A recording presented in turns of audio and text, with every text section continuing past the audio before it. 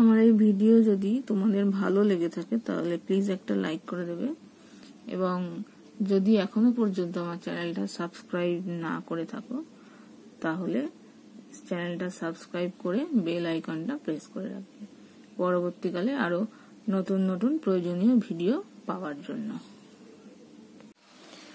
আজকে আমরা করব দেখো ক্লাস 6 এর একটি চ্যাপ্টার, জ্যামিতি বক্সের নানা উপকরণ সহযোগে বিভিন্ন জ্যামিতিক ধারণা, বিভিন্ন যে সমস্ত আছে সেগুলোকে। তো প্রথমে দেখো, এটা তো স্কেল, সেটা আমরা সকলেই জানি, এটাকে বলে হচ্ছে স্কেল, এই যে এটা।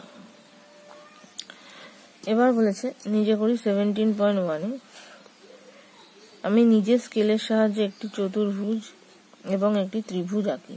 যে কোনো মাপে স্কেলের সাহায্যে আলাদা আলাদা ভাবে বাহুর দৈর্ঘ্যের মাপ লিখি।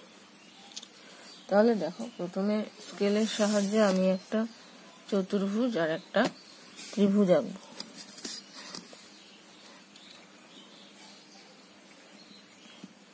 যে কোনো চতুর্ভুজ আঁকতে বলেছে।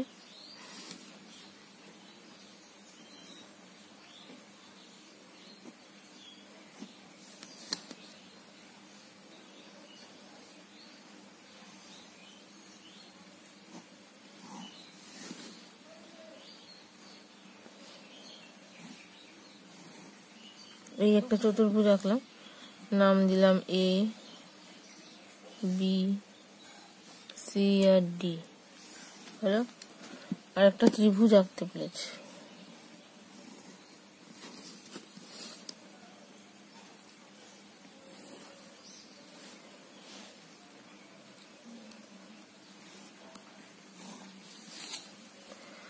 নাম দিলাম এ, বি, সি। এবার বলেছে স্কেলের সাহায্যে আলাদা আলাদা ভাবে বাহুর দৈর্ঘ্যের মাপ লিখি। এবার এইখানে যে চতুর্ভুজ এঁকেছি, দেখো মেপে দেখছি, এখান থেকে এইটা হচ্ছে 3.2, তাহলে A B is equal to 3.2 সেমি হলো। তারপরে দেখো বিসি বলেছে, এখান থেকে দেখো 5.3, তার মানে বিসি ইজ ইকাল টু 5.3 সেমি। তোমরা তোমাদের ইচ্ছা মতো মাপ নেবে, সেই হিসাবে করে আঁকবে। এবার হচ্ছে সিডি, আমার এখানে হচ্ছে 3.2 সেমি, তাহলে সিডি হচ্ছে 3.2 সেমি।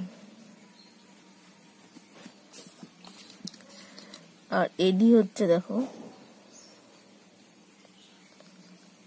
5.1, তাহলে এডি হলো 5.1 সেমি হলো। এরপরে দেখো যে ত্রিভুজটা এঁকেছি, ত্রিভুজের এবি বাহুর দৈর্ঘ্য কত, এখানে হচ্ছে 4.1, ত্রিভুজের এবি হচ্ছে 4.1 সেমি। এবার হচ্ছে বিসি, বিসি কত দেখো 4.8, যেরকম আঁকবে সেরকম মাপ নেবে, যা মাপ আসবে সেটাই লিখবে, তোমাদের বাহুর মাপ নির্দিষ্ট করে কিছু বলে দেয়নি সেই হিসাবে। এখানে দেখো এসি হচ্ছে 4.5 হয়ে গেল। এবার দেখো 2 নম্বরে বলেছে 2.8 সেমি ও 5.3 সেমি দৈর্ঘ্যের দুটি সরল রেখাংশ অঙ্কন করি। তাহলে এইটা আমার হয়ে গেল 1, এটা হচ্ছে 2, 2তে কি বলেছে 2.8, তার মানে দেখো এই যে 2 এর পরে 8 ঘর, সেটা হচ্ছে 2.8 সেমি হবে। তাহলে 2 এর পরে 8 ঘর মানে ছোটই হবে, এই যে এটা হচ্ছে 2 পয়েন্ট, যেহেতু সরল রেখাংশ কোনো অ্যারো হবে না।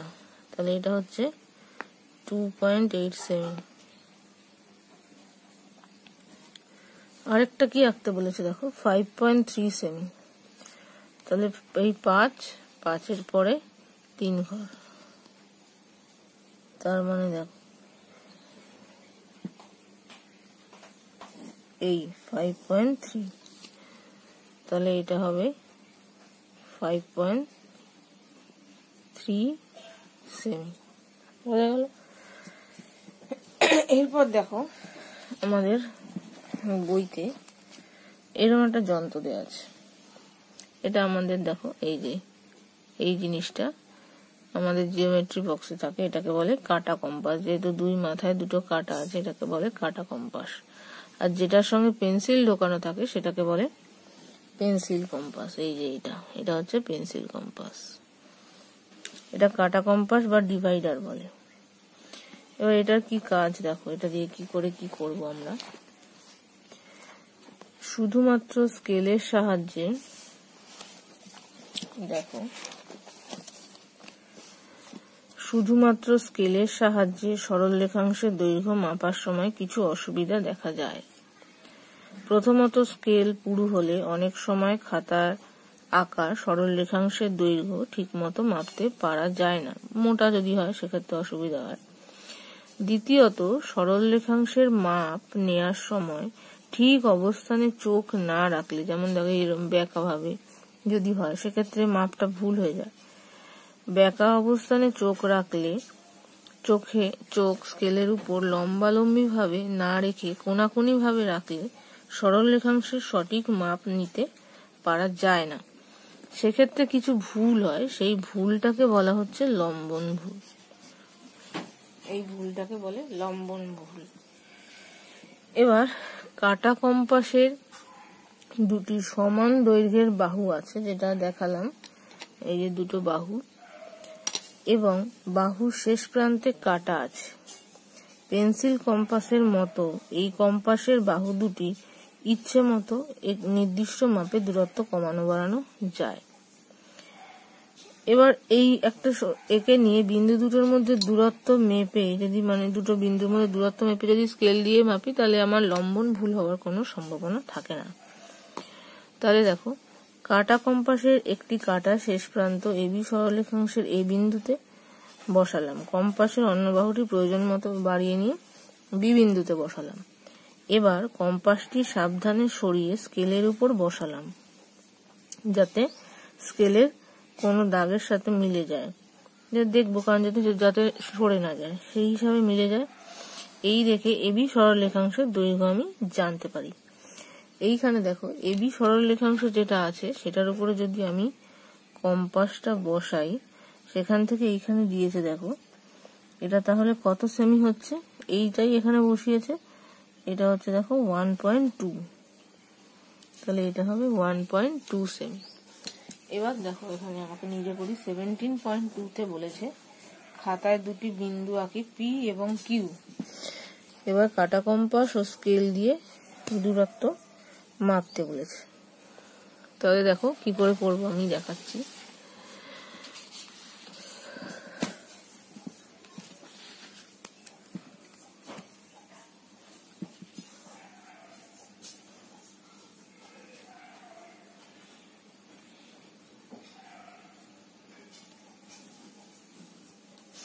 প্রথমে দেখো আমি এখানে এই একটা বিন্দু আঁকলাম, এই একটা বিন্দু আঁকলাম, হলো। এবার এই বিন্দুটাকে আমি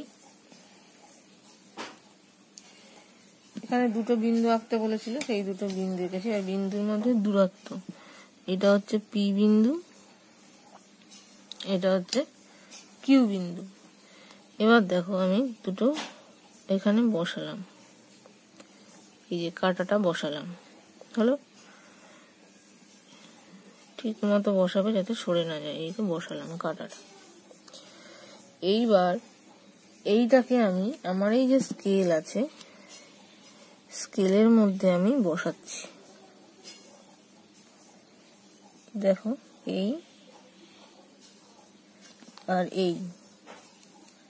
এই দুটো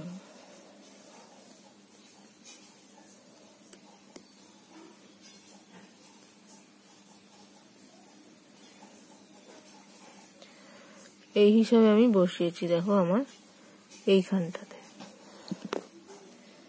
বসালে আমার হচ্ছে দেখো 4.3। এই স্কেলের সাহায্যে মাপলাম আমি, এটা আমার হচ্ছে 4.3। এইটা হচ্ছে স্কেলের সাহায্যে 4.3। এখানে তাহলে লিখে দেবো 4.3 সেমি। তাহলে বোঝা গেল কি করে কাটা কম্পাসের সাহায্যে স্কেল দিয়ে মাপতে হবে। এবার দেখো নিজে করি 17.3।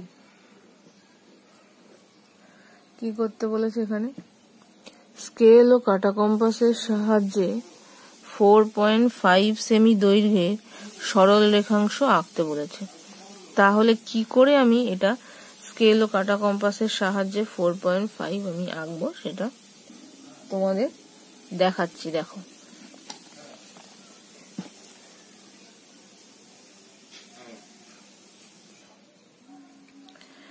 তাহলে দেখো 4.5 সেমি আঁকতে বলেছে। প্রথমে আমি স্কেলটা বসিয়ে স্কেলের সঙ্গে মাপ করে 4.5টা একটু বাড়াতে হবে।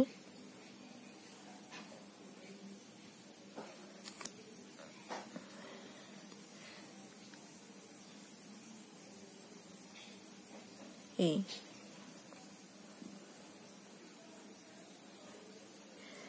প্রথমে এই দেখো স্কেলের মাপটা নিয়ে নেব। স্কেলের বসিয়ে ঠিক মাপটা আমি স্কেলের সাহায্যে নিয়ে নেব।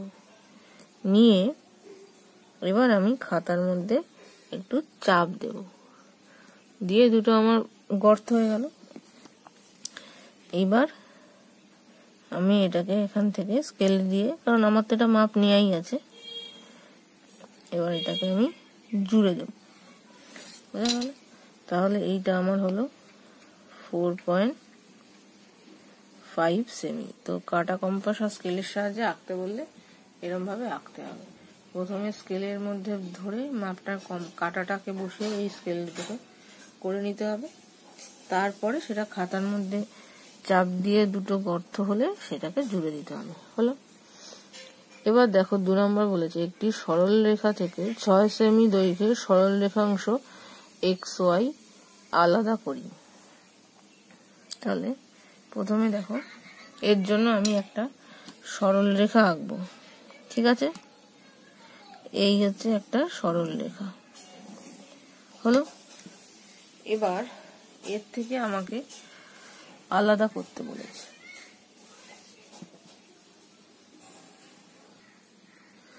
তাহলে দেখো এবার এইখানে আমি বসাবো। এবার এইখান থেকে আমি বসিয়ে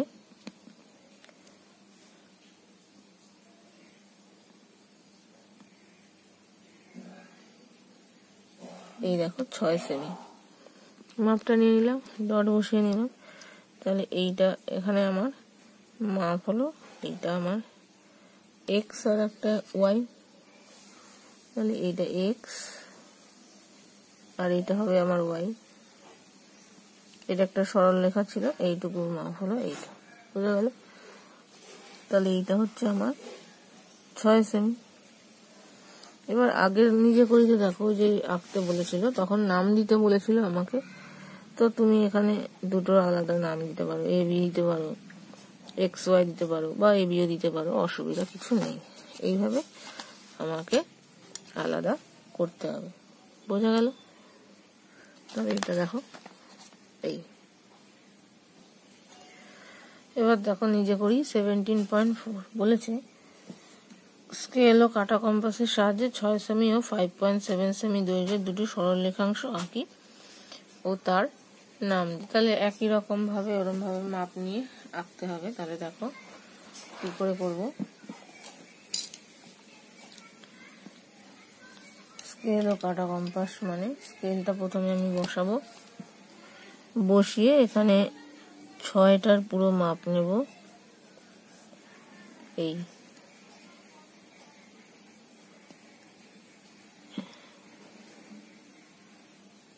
একটু বাড়বে। এটা খুব সাবধানে করতে হবে, কারণ সরে যাওয়ার সম্ভাবনা আছে প্রচুর। এই পুরো 6 মাপ নিলাম, আর এখানে ডিপ করে দিলাম। এটা 6 হবে, আর একটা হবে 5.7। তাহলে 5.7 মানে আর একটু কমবে। এই স্কেলের মাপ নিলাম। যদি শুধু স্কেল দিয়ে বলতো তাহলে অসুবিধা হতো না, একবারে ডাইরেক্ট এনে দিতাম। এই মাপ নিলাম, স্কেলের সাহায্যে বসিয়ে এবার এখানে ডিপ করে দিলাম। হলো। এইবার আমি এইখান থেকে দিয়ে এটাকে কেটে দিচ্ছি, আর এটার সঙ্গে এইটা এটা 5.7 সেমি হলো। প্রথমটা হচ্ছে 6 সেমি, এটা 6 সেমি, আর এটা হচ্ছে 5.7 সেমি। তো নাম দিতে বলেছে, এটার নাম দিলাম এ আর বি, এটার নাম দিলাম এক্স আর ওয়াই। হলো। এবার দেখো 2 নাম্বার কি বলেছে, 3.6 আর 2.2 আঁকতে বলেছে, দুটো এ বি আর সিডি। তাহলে দেখো এরকম কম্পাস বসাই, 3.6, তার মানে এখানে এটা বসিয়েছি, এইটা দেখো এটা হচ্ছে 3.6। এটা করলাম, তাহলে এটাকে জুড়ে দিই।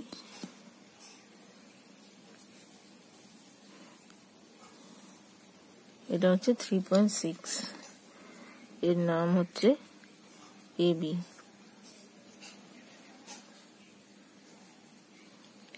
আরেকটা করতে বলেছে দেখো 2.2, তাহলে একটু বইটা দেখে নাও তোমরা। 2.2 দেখো এই মাপটা হচ্ছে 2.2।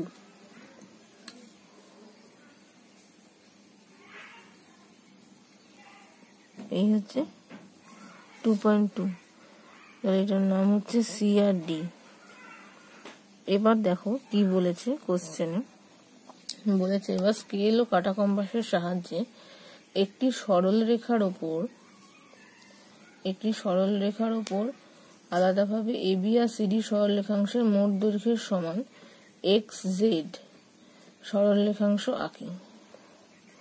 তাহলে আবার অন্য একটি সরলরেখার উপর এবি আর সিডি সরলরেখাংশের দৈর্ঘ্যের সমান করে ইএফ সরলরেখাংশ আঁকি, যার দৈর্ঘ্য এবি আর সিডির অন্তর। তার মানে একটা সরলরেখাংশের মধ্যে এই দুটোর যোগফল আঁকতে হবে, আর আরেকটার মধ্যে বিয়োগফল। তাহলে দেখো যোগফলটা প্রথমে আমি করছি। এই একটা সরলরেখাংশ আমি আঁকলাম, হলো। এই একটা সরলরেখাংশ আঁকলাম। এইবার এই যে মাপটা, এই মাপটা আমি কম্পাসের সাহায্যে নিলাম, হলো। নিয়ে এইখান থেকে আমি যেখান থেকে বসাবো সেখান থেকেই নেব, এই করলাম। এইটা হচ্ছে আমার এক্স। আচ্ছা, এখানে তো একটা নাম দিয়েছি, এটা এক্স, তাহলে গুলিয়ে যাবে। এখানে আমি নাম ওটা অন্য, এটার নাম দিলাম এক্স আর এটার নাম দিলাম ওয়াই, সেটা হচ্ছে এ বি সমান। এইবার এখান থেকে সিডির সমানটা কেটে নিচ্ছি, এই যে সিডি, সেইটা আবার এই ওয়াইতে বসালাম। এই তাহলে এখানে জেড হলো, তাহলে এ বিটা হচ্ছে এক্স ওয়াই আর সিডিটা হচ্ছে ওয়াই জেড। তাহলে এই এক্স আর জেড এটা হচ্ছে টোটাল এ বি আর সিডির যোগফল, তাই তো। তাহলে 3.6 প্লাস 2.2, তাহলে হয়ে গেল। এইখানে হচ্ছে, তাহলে সুতরাং এক্স জেড এখানে হবে এক্স জেড ইজিক্যাল টু হচ্ছে X Y plus Y Z, তার মানে এক্স ওয়াই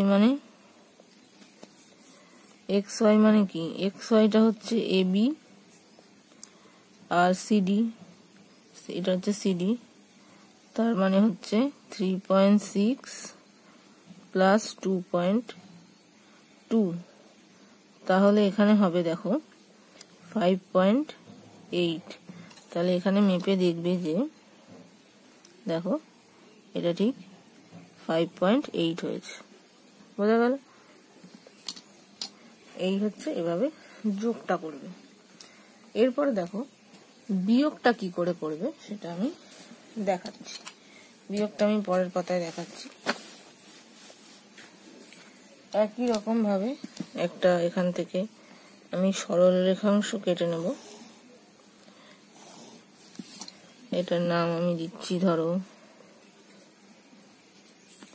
এটার নাম দিলাম পি আর কিউ, অথবা নাম না দিলেও চলে, অসুবিধা নেই। এবার সেখান থেকে আমাকে কেটে নিতে হবে। তাহলে প্রথমে আমি 3.6টাকে নেব,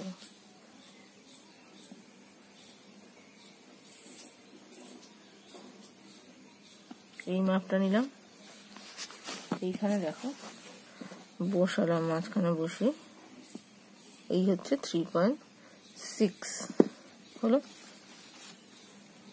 এইবারে 3.6 এর অন্তর করতে হবে। এবার এইখান থেকে আমি দেখো এবার সিডির মাপটা নিলাম, সিডির মাপ নিলাম, নিয়ে এই যে 3.6 এখানে হয়েছিল এইখান থেকে শুরু করে এই অবধি, এবার শেষ বিন্দু থেকে এইখানে দিলাম, এটা 2.2 হলো। এইবার তাহলে দেখো এটা আমরা অন্য কোনো একটা নাম দিতে পারি, এটা হচ্ছে ই, এটা হচ্ছে এফ, আর যেটা 2.2 হলো সেটা হচ্ছে জি। তাহলে ইএফ থেকে এফ জি কেটে নিলাম। তাহলে দেখো, তাহলে এই যে এইটুকু যে দৈর্ঘ্য হলো সেটা হচ্ছে আমার বিয়োগ ফলটা। তাহলে সেটা মেপে দেখি কত হচ্ছে আমার। তাহলে সেটা হচ্ছে দেখো আমার 1.1, বোঝা গেল? তাহলে এখানে আমি লিখবো হচ্ছে আমার এইটুকু ই জি, এটা হচ্ছে অন্তরটা, সেটা হচ্ছে ইএফ মাইনাস জিএফ বা এফ জি, যাই হোক সেটা। তাহলে এখানে ইএফ মানে কি, ইএফ মানে হচ্ছে এ বি মাইনাস হচ্ছে সিডি, তাহলে এ বি মাইনাস হচ্ছে সিডি, এ বি ছিল 3.6 মাইনাস 2. ও না ভুল বললাম, হ্যাঁ 2.2 করে দেখো কত হচ্ছে